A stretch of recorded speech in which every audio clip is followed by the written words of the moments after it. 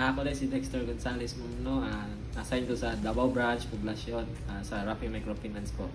Mostly sa akong previous work is mga nakaagi na po kong mga financial na mga company, and then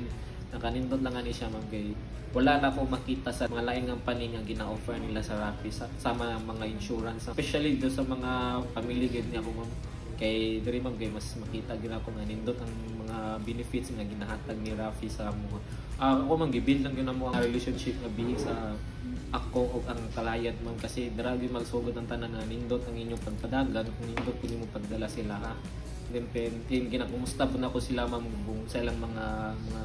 concern about sa center, inana, then sa ilang mga suggestion na pwede na ito ipalambok. Mission na ko din ma'am is to elevate the people ma'am in some community ma'am para